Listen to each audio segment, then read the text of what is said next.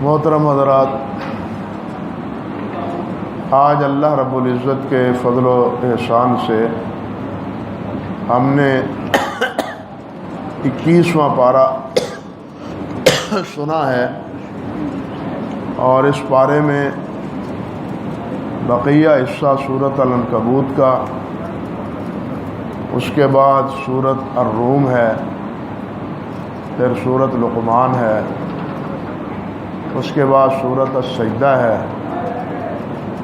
اور پھر سورۃ الاحزاب کا کچھ حصہ اللہ کی مہربانی سے سنا اور سنایا گیا ہے۔ اللہ ذو الجلال والاکرام یہ سننا سنانا قبول و منظور فرمائے۔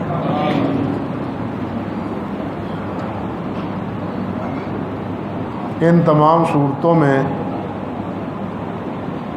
اتنے عناوین ہیں، مضامین ہیں کہ کسی ایک مضمون کو بھی اگر لیا جائے تو وہ ایک مجلس میں، ایک محفل میں مکمل نہیں ہو پاتا۔ سپارے کی ابتدا میں اللہ سبحانہ و تعالی نے ایک بات ارشاد فرمائی ہے، اور وہ یہ کہ بل هو آیات بینات فی صدور الذین اوتوا العلم، کہ یہ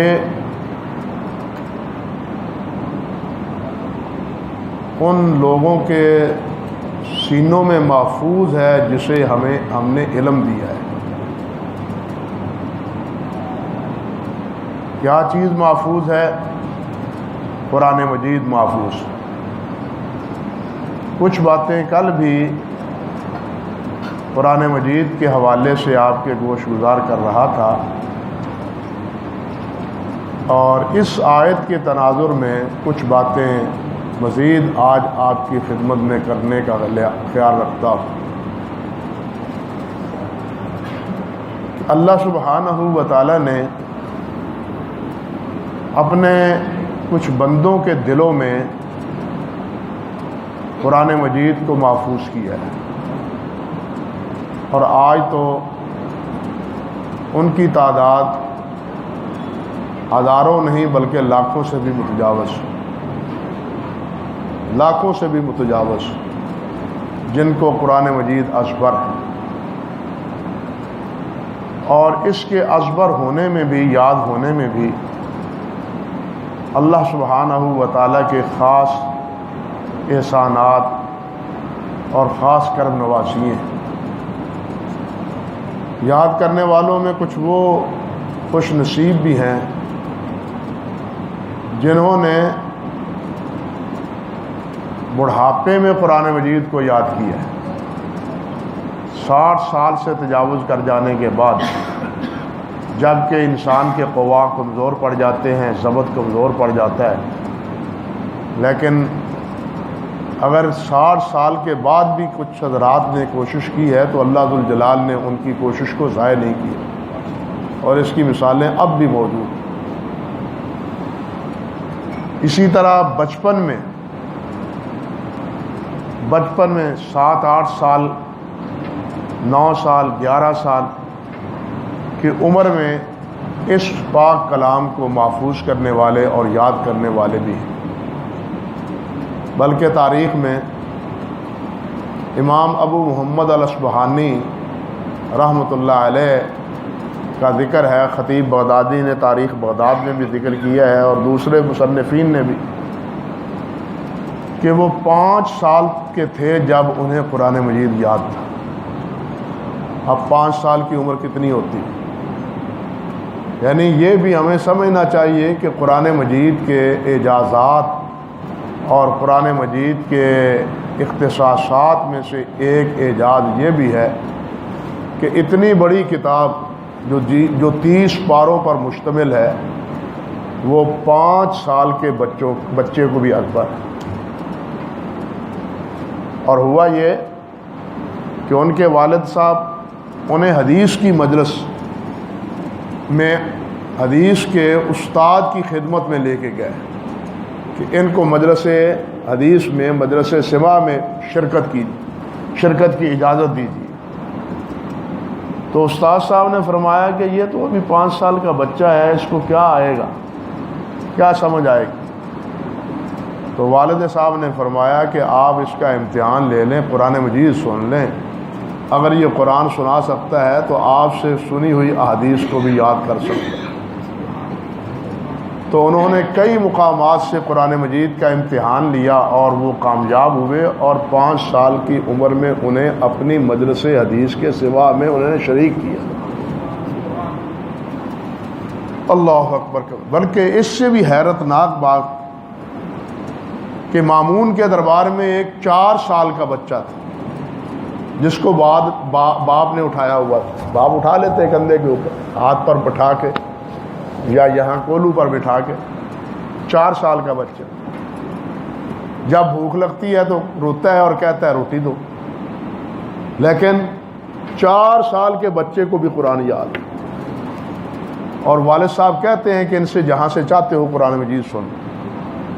یعنی آپ اندازہ کریں کہ کتنی معمولی سی عمر ہے، 4-5 سال کی، اتنی عمر کے بچوں کو بھی یہ سعادت اللہ ذوالجلال والاکرام نے بخشی ہے، اور یہ سارا اللہ رب العزت کا کرم ہے، اور اللہ رب العزت کا کہ اس فرمان کا مدر ہے کہ انا نحن نزلنا الذکر و انا لہ لحافظون، کہ ہم ہی اس کو اتارنے والے ہیں اور ہم ہی اس کو محفوظ کرنے والے ہیں۔ پھر اس قرآن کو یاد کرنے والے وہ بھی ہیں کہ جنہوں نے 3 ماہ میں 2 ماہ میں قرآن مجید کو یاد کی۔ کل میں ذکر کر رہا تھا کہ مختصر وقت میں پڑھنے والے ہیں، پڑھنے والوں نے قرآن مجید کو پڑھا ہے، آج اس کی سمجھ نہیں آتی ہمیں، اتنے تھوڑے سے وقت میں کیسے پڑھا جا سکتا ہے۔ میں نے کئی مثالیں آپ کے سامنے کل ذکر کی تھی، لیکن اب دیکھیے کہ قرآن مجید کو وہ حضرات بھی ہیں تاریخ میں متعدد جنہوں نے 1 مہینے میں قرآن مجید کو یاد کیا، گویا کہ روزانہ 1 پارہ یاد ہوتا تھا۔ حضرت مولانا ابراہیم سیالکوٹی رحمۃ اللہ علیہ کے بارے میں بلکہ خود انہوں نے لکھا ہے کہ شعبان کے مہینے میں میں نے قرآن مجید کو یاد کیا اور رمضان میں اس کو سنایا۔ حضرت مولانا محمد قاسم نانوتوی رحمۃ اللہ علیہ دیوبند مدرسے کے وہ بانیوں میں سے ہیں، بڑے صاحب علم تھے۔ حج کے سفر پر گئے تو کشتی میں بیٹھے تھے، سوار تھے، بمبے تھے، تو اتفاقاً رمضان شریف شروع ہو گئی۔ اب اس جہاز میں، اس کشتی میں، اس جہاز میں کوئی بھی حافظ قرآن نہیں ہے۔ چلو یہ تراویح پڑھیں۔ اب کون پڑھا ہے تراویح؟ مولانا نانوتوی رحمۃ اللہ علیہ نے روزانہ قرآن مجید کا 1 سپارہ یاد کرنا اور رات کو شام کو تراویح میں سنا دینا۔ اور اس کی اور بھی کئی مثالیں موجود ہیں جنہوں نے 1 مہینے میں قرآن مجید کو یاد کیا۔ پھر اس سے بھی عجیب تر بات یہ بھی ہے، امام ابو الحسن سمرقندی رحمۃ اللہ علیہ گزرے، ایک تاریخ کی کتاب ہے القند فی اخبار علماء سمرقند، اس میں ان کا تذکرہ ہے، ابو الحسن سمرقندی رحمۃ اللہ علیہ۔ اللہ اکبر کبیرہ، وہ قرآن مجید پڑھتے تھے اور ساتھ لکھتے بھی تھے، کتاب لکھ بھی رہے ہیں اور ساتھ قرآن مجید پڑھ رہے ہیں۔ آپ مجھے بتلائیں کہ لکھتے ہوئے دوسرا کام زبان سے کرنا آسان ہے؟ کر سکتا ہے کوئی؟ اس کی کوئی مثال موجود ہے؟ لیکن امت مصطفی میں اس کی مثال موجود ہے، اور وہ ہیں امام ابو الحسن سمرقندی رحمۃ اللہ علیہ۔ وہ لکھتے بھی تھے اور ساتھ قرآن مجید کی تلاوت بھی کرتے جاتے تھے۔ ان سے پوچھا گیا کہ یہ کیا معاملہ ہے؟ ہم سے تو کچھ نہیں ہوتا، جب ہم لکھتے ہیں تو پاس بیٹھے ہوئے کوئی آدمی بول رہا ہو تو اس کو بھی خاموش کرواتے ہیں، چپ ہو جاؤ، لکھنے میں گڑبڑ ہوتی۔ بلکہ میرا تجربہ یہ ہے کہ لکھتے ہوئے اگر پاس بول رہا ہو تو ذہن میں الفاظ جو ہوتے ہیں ان کے لکھنے کی بجائے اس کے الفاظ نقل ہو جاتے ہیں۔ میرا اپنا تجربہ، میری اپنی غلطی ایسی بھی ہے یہ ہو جاتا ہے ایسے، لیکن وہ لکھتے بھی ہیں اور قرآن مجید پڑھتے بھی ہیں۔ ان سے پوچھا گیا کہ یہ معاملہ کیا ہے، اتنا ضبط آپ کا؟ فرمانے لگے ضبط تو اپنی جگہ، میں نے دراصل حرم میں اللہ رب العزت سے دعا کی تھی کہ یا اللہ قرآن پڑھنے میں کوئی عمل میرے لیے حارج نہ ہو۔ دیکھیے، قرآن پڑھنے میں کوئی چیز میرے لیے رکاوٹ نہ ہو، کوئی بھی کام کروں قرآن مجید پڑھنے میں میرے لیے آسانی۔ اس دعا کے بعد اب میں کوئی بھی کام کروں، لکھوں بھی، کوئی اور کام کروں، تو زبان پر قرآن مجید رہتا ہے۔ اللہ اکبر کبھی، یہ اعجازات ہے قرآن مجید، بلکہ وہ بھی ہے۔ آپ دیکھیے اس کا دوسرا پہلو بھی دیکھیے۔ ایک دور میں یہ بڑا چرچا تھا معتزلہ کا اور جہمیہ کا کہ قرآن اللہ کا کلام نہیں ہے، معاذ اللہ ثم استغفر اللہ، یہ مخلوق ہے۔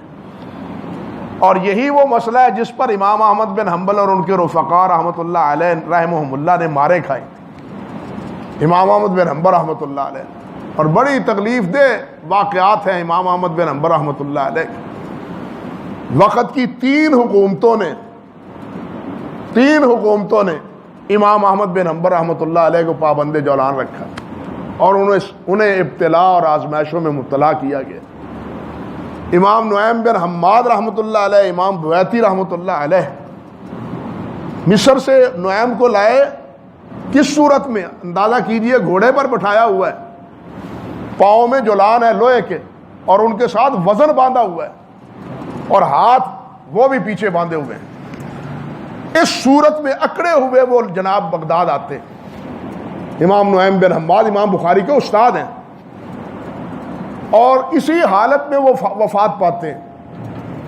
فوت ہونے لگے تو انہوں نے وصیت کی کہ مجھے دفن جب کرنا تو یہ زیور میرا نہ اتارنا، یہ لوہے کے جولان، لوہے کے کڑے، لوہے کی بیڑیاں، یہ میرے جسم سے نہ اتارنا، اسی طرح مجھے دفن کر دینا، تاکہ قیامت کے دن جب اللہ رب العزت مجھے اٹھائے اور پوچھے کہ نعیم یہ کیا ہے، تو میں عرض کروں مولا تیرے کلام کی عزت اور اکرام کی خاطر یہ میں نے قید برداشت کی، یہ سزائیں برداشت کی۔ اس طرح وقت کی حکومتوں نے ظلم کر کے امام نعیم بن حماد کو جو ہے نا وہ مارا تھا، معاذ اللہ۔ اور امام احمد بن حنبل رحمۃ اللہ علیہ کو اتنی سزائیں دی تھی، کہتے ہیں کہ اگر کسی ہاتھی کو بھی اتنا پیٹا جاتا تو شاید وہ بھی مر جاتا، اتنا پیٹا گیا امام احمد بن حنبل رحمۃ اللہ علیہ۔ اور آپ حیران ہوں گے کہ امام علی بن مدینی کا قول ہے تقریباً رحمۃ اللہ علیہ کا کہ 2 حضرات کا اس امت پر احسان ہے، 2 حضرات کا اس امت پر احسان ہے۔ اگر یہ 2 انسان نہ ہوتے تو امت گمراہ ہو جاتی، اس کے گمراہ ہونے کا خطرہ تھا۔ ایک حضرت ابوبکر صدیق رضی اللہ تعالی عنہ، جب نبی علیہ الصلوۃ والسلام کے انتقال کے بعد فتنہ ارتداد پیدا ہوا تھا تو اس کی سرکوبی حضرت ابوبکر صدیق نے کی تھی، اور دوسرے امام احمد بن حنبل رحمۃ اللہ علیہ۔ وقت کی پوری حکومت ایک طرف، حکومت کے ساتھ ان کے ہم نوا بھی علماء، بہت سارے ان کے ہم نوا، حکومتوں کے بن جاتے ہیں ہم نوا، وہ بھی ساتھ ہیں، اور تنہا امام احمد بن حنبل اور چند ساتھی ان کے امام احمد بن حنبل رحمۃ اللہ علیہ وہ استقامت کے میدان میں کھڑے۔ آپ حیران ہوں گے، یہ بات کہنے والے علی بن مدینی خود متزلزل ہو گئے تھے اور خود امام احمد بن حنبل رحمۃ اللہ علیہ سے علیحدہ ہو گئے سے اس مسئلے کی بنا پر، اور کہتے تھے یہ مار کھانا امام احمد کا کام ہے، ہم سے مار نہیں کھائی جاتی، یہ احمد کا کام ہے، ہم سے مار نہیں کھائی جاتی۔ تو اتنا یہ مسئلہ اس دور میں تھا، پاپولر تھا، عام تھا۔ سوال ہوتا تھا کہ قرآن کیا ہے، وہ کہتے تھے کہ اللہ کے علاوہ باقی ہر شے مخلوق ہے، اللہ کے علاوہ قرآن شے ہے نا، تو قرآن یہ بھی شے ہے، اس لیے یہ بھی مخلوق ہے۔ حالانکہ انہوں کو یہ فرق نہیں سمجھتے تھے کہ یہ اوراق تو مخلوق ہیں، یہ اوراق مخلوق ہیں، لیکن اور اس میں جو قلم کاری ہوئی ہے وہ بھی مخلوق ہے، لیکن یہ بول کس کے ہیں؟ قرآن مجید کے الفاظ کس کے ہیں؟ وہ اللہ وحدہ لا شریک کے. اللہ رب العزت نے کلام کیا ہے اور جبرائیل امین کو سنایا ہے. جبرائیل نے سنا ہے, جبرائیل نے آ کے سن کے حضرت محمد رسول اللہ کو سنایا ہے صلی اللہ علیہ وسلم. یہ کلام پیدا نہیں کیا کسی چیز میں اللہ تعالیٰ نے. جس طرح ٹیپ ریکارڈ میں آواز بھر دی جاتی ہے, آواز بھر دی جاتی ہے, اللہ نے آواز بھر دی, حکم دے دیا اس کو کہ میرے دل میں جو ہے وہ اس میں ایڈجسٹ کر دو. معاذ اللہ ثم استغفر اللہ, یہ بات نہیں ہوئی, بلکہ اللہ تعالیٰ نے بولے ہیں. اس پر جو اعتراض ہوتے ہیں وہ بھی عجیب و غریب ہے, ساری تفصیل کی گنجائش نہیں. صرف یہ کہنا مقصود ہے کہ امام احمد بن حنبل رحمۃ اللہ علیہ اور ان کے رفقا اس آزمائش میں آزمائے گئے. قصور کیا تھا؟ وہ فرماتے تھے کہ القرآن و کلام اللہ, قرآن اللہ کا کلام ہے, لیس بمخلوق, یہ مخلوق نہیں ہے. وقت کی حکومت کہتی تھی قرآن مخلوق ہے. امام صاحب فرماتے تھے اگر یہ مخلوق ہے تو یہ بتلاؤ, کلام اگر اللہ کا کلام مخلوق ہے تو اللہ نے فرمایا اذا اراد بشیء ان یقول له کن فیکون, جب کسی چیز کا اللہ ارادہ کرتے ہیں تو فرماتے ہیں کن, ہو جا. اب یہ کن یہ مخلوق ہے یا اللہ کا کلام ہے؟ اگر یہ مخلوق ہے تو ہر چیز کو پیدا کرنے والی خود مخلوق ہوئی. خالق کون ہوا پھر؟ بات سمجھے, فرق سمجھے. خالق کون ہوا؟ خالق نے تو کن کہا ہے. اگر کن کلام ہے تو یہ مخلوق نہیں ہے. اگر یہ مخلوق ہے تو پھر مخلوق کا خالق کون ہے؟ لیکن وہ اس فرق کو بھی نہ سمجھ پائے. لیکن سمجھنے مخالفت میں اتنے یعنی کہنا چاہیے کہ ظلم و ستم پر اتر آئے کہ انہوں نے اپنی عزت کا, اپنے وقار کا اس کو مسئلہ بنا لیا. اور امام احمد بن حنبل رحمۃ اللہ علیہ اور ان کے رفقا کو تختہ مشق بنایا. اسی دور میں ایک آدمی تھا جو اسی جہمی اور معتزلی فکر کا ہم نوا تھا, قرآن اس کو یاد تھا. اب وہ کیا کہتا ہے, اگر قرآن اللہ کا کلام ہے تو بھول جاؤ, مجھے کوئی ضرورت نہیں ہے قرآن کی. ایسے قرآن کی کوئی ضرورت نہیں. اندازہ کیجئے اناد, تعصب, ضد. جب انسان ہر دھرمی پہ اتر آتا ہے تو صحیح بات کا بھی وہ مذاق بھی اڑاتا ہے اور صحیح بات کا انکار بھی کرتا ہے. اس نے کیا کہا کہ قرآن اللہ کا مخلوق ہے, اگر قرآن اللہ کا کلام ہے تو یہ مجھ سے بھول جائے. اب ہوا کیا, جو قرآن یاد تھا سارے کا سارا بھول گیا. یاد ہے تو 5 سال کے بچے کو, اب اس کو یاد بھی بھول جاتا ہے. کس بنا پر؟ وہ کہتا ہے کہ قرآن اللہ کا کیا ہے, کلام نہیں ہے, مخلوق ہے.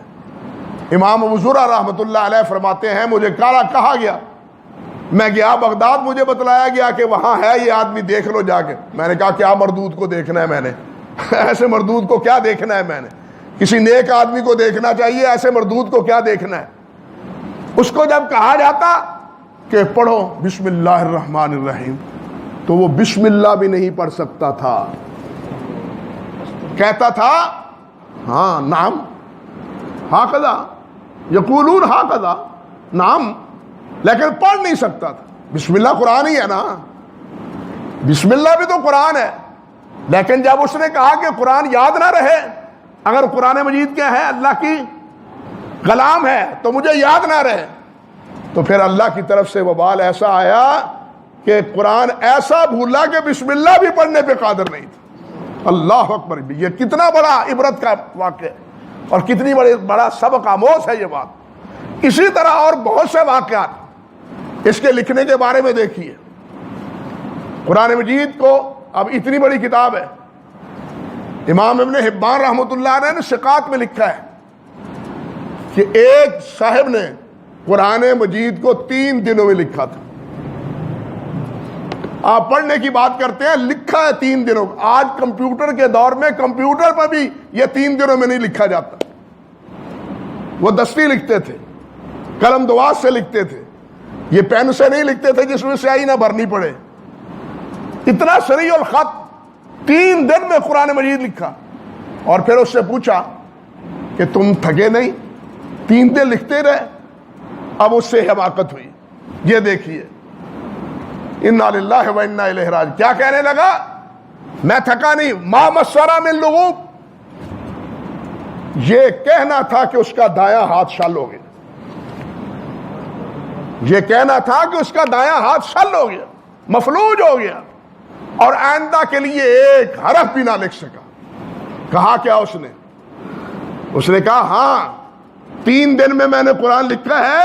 وما مسنا من لغوب. مجھے تھکاوٹ نہیں ہوئی. یہ صفت تو اللہ کی ہے. انسان تھکتا ہے. اللہ کی صفت یہ ہے.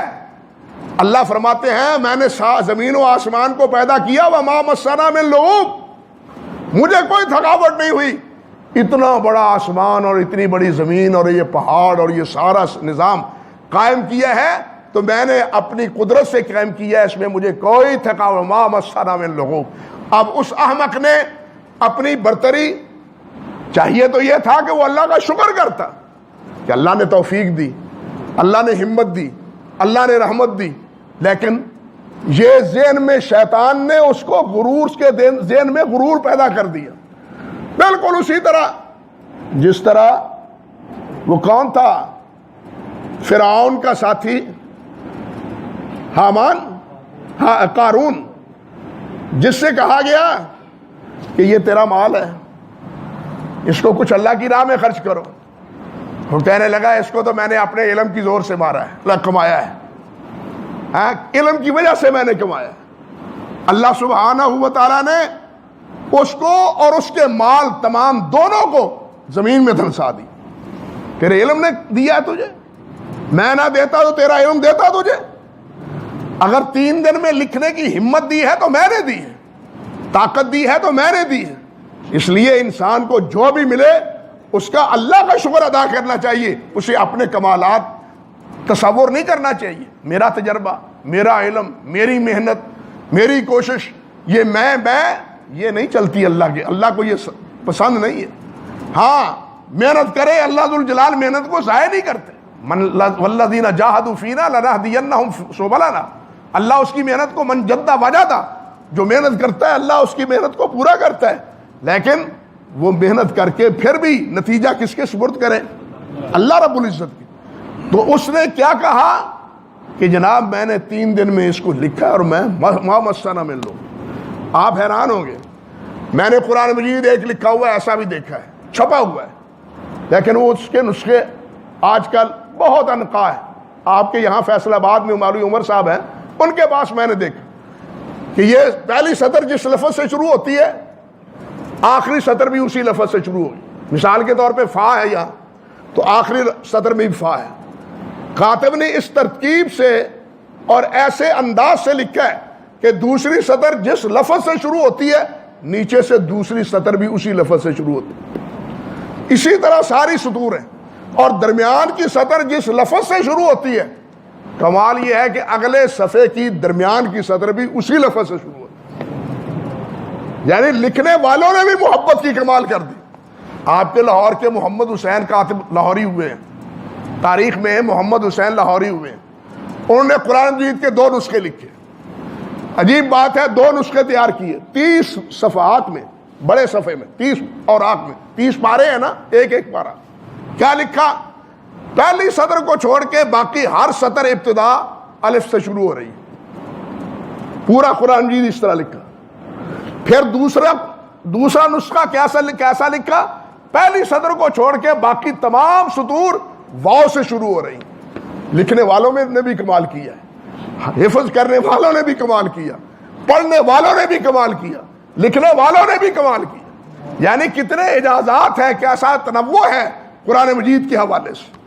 پھر دیکھیے ایک اور عجیب لطیفہ سناؤں آپ. امام علی بن محمد رحمۃ اللہ علیہ ہوئے ہیں مغرب کے, یعنی اندلس کے علاقے کے, وقت کے بہت بڑے محدث تھے. ان سے پڑھنے کے لیے جاتے ہیں شیخ عبد الرحمن بن عبداللہ.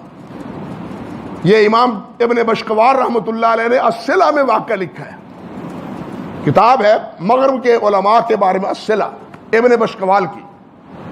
وہ لکھتے ہیں وہ پڑھنے کے لیے ان کے پاس گئے تو کیا دیکھتے ہیں، اللہ اکبر کبیرہ، کہ شیخ علی بن محمد رحمۃ اللہ علیہ وہ قرآن مجید کھول کے قرآن مجید پڑھ رہے ہیں، قرآن مجید کھول کے پڑھ رہے ہیں۔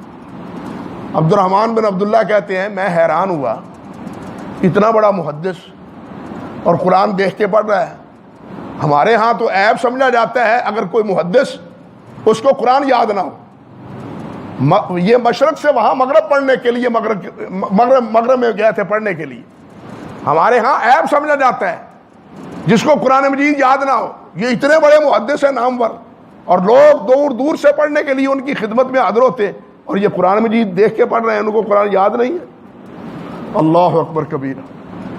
اب وہ کیا ہے، امام صاحب سے پوچھتے ہیں، جسارت کر لیتے ہیں، جرت کر لیتے ہیں، حضرت صاحب اللہ رحم کرے آپ کو قرآن یاد نہیں ہے؟ آپ کو قرآن یاد نہیں ہے؟ فرمانے لگے بیٹا قرآن یاد ہے، قرآن مجید یاد ہے، اور میں تراویح میں ہی نہیں، سال میں نمازوں میں 2 دفعہ قرآن مجید ختم کرتا ہوں۔ تراویح میں ہی نہیں، سال میں جو فرض کی نمازیں ہیں، مغرب ہے، عشاء ہے، صبح ہے، اس میں بھی 2 مرتبہ قرآن مجید ختم کرتا ہوں۔ لیکن بوڑھا ہو گیا، عمر بڑی ہو گئی، نظر بند ہو گئی، آج قرآن مجید دیکھ کے پڑھ نہیں سکتا۔ اب مسجد میں جاتا ہوں تو یہ میرا بھتیجا ہے، یہ مجھے لے جاتا ہے اور وہاں سے گھر لے آتا ہے۔ میں معذور ہو گیا۔ معذور ہو جانے کے بعد میں پریشان، رات کو خواب دیکھتا ہوں، خواب میں نبی علیہ الصلوۃ والسلام کی زیارت ہوتی، اور نبی علیہ السلام فرماتے ہیں علی قرآن دیکھ کے پڑھو، علی قرآن دیکھ کے پڑھو۔ اٹھے، کیا خواب دیکھ رہا ہوں، مجھے تو نظر ہی کچھ نہیں آتا۔ پھر لیٹ گئے، لیٹے، پھر خواب وہی آیا، نبی علیہ السلام فرما رہے ہیں علی قرآن دیکھ کے پڑھو۔ پھر اٹھ گئے، فرماتے ہیں سردیوں کی رات ہوگی، مغرب کا علاقہ سرد علاقہ ہے۔ پھر لیٹ گیا، لیٹنے کے بعد نیند آئی تو نبی علیہ السلام کی پھر زیارت ہوئی، آپ پھر فرما رہے ہیں علی قرآن دیکھ کے پڑھو۔ میں اٹھ گیا، اس کے بعد پھر میں اٹھ گیا، اٹھنے کے بعد صبح کی نماز پڑھی، نماز پڑھ کے واپس آیا، گھر والوں سے کہا قرآن دو، مجھے مصحف دو۔ بابا مصحف کیا کرو گے، نظر تو تمہیں آتا نہیں، ارے مصحف دو مجھے۔ اب مصحف دیا، جب مصحف سامنے رکھا تو یہ الفاظ بالکل ظاہر ہو گئے، تو دیکھ کے اب اس وقت سے میں دیکھ کے پڑھ رہا ہوں۔ کہتے ہیں قرآن یاد ہے لیکن اس کے باوجود میں قرآن دیکھ کے پڑھتا ہوں۔ حدیث میں آتا ہے من سرہ ان یحب اللہ ورسولہ فلیقرأ فی المصحف، کہ جو چاہتا ہے کہ اللہ اور اللہ کے رسول سے محبت کرو اس کو چاہیے کہ قرآن دیکھ کے پڑھے۔ اسی لیے علماء کہتے ہیں کہ زبانی پڑھنے سے قرآن دیکھ کے پڑھنا افضل ہے۔ ایک تو قرآن دیکھ رہا ہے، الفاظ مبارک دیکھ رہا ہے، اور ایک پڑھ رہا ہے، اور پڑھنے سے گویا کیا ہے، اس کی آنکھیں بھی مصروف ہیں، اس کی زبان بھی مصروف ہے، اس کے کان بھی مصروف ہے۔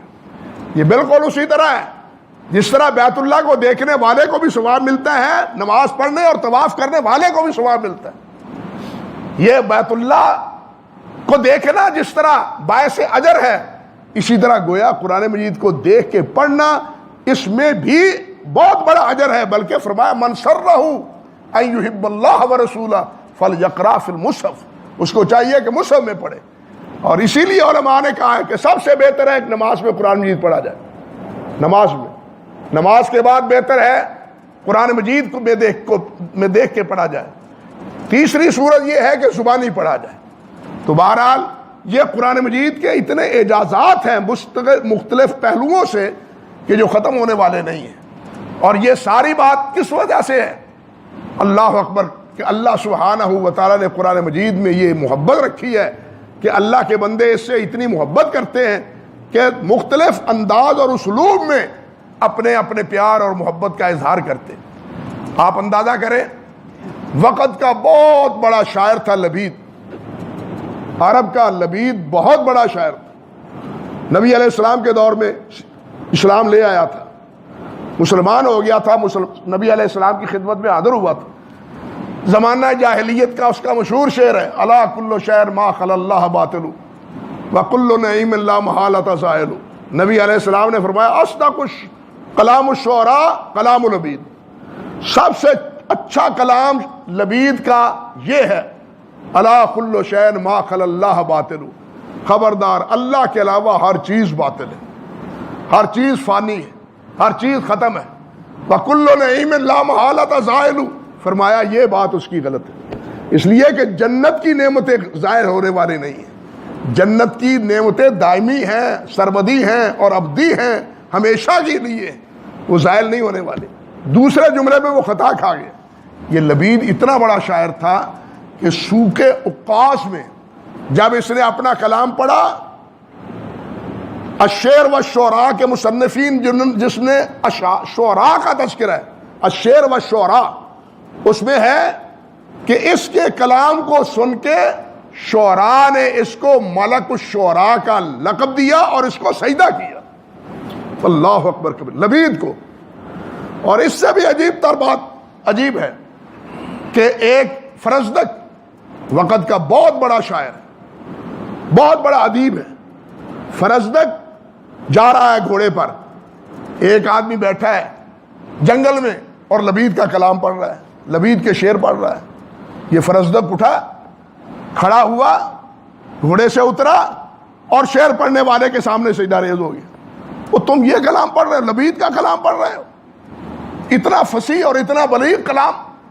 یعنی کہنے کا مقصد، بتلانے کا مقصد یہ تھا کہ بہت بڑا ادیب، بہت بڑا شاعر اور بہت بڑا فصاحت و بلاغت کا امام، جس کے قصیدے مقابلے میں بیت اللہ اویزہ ہوتے تھے، بیت اللہ میں رکھے جاتے تھے، ان میں ایک لبید بھی تھا، اللہ اکبر۔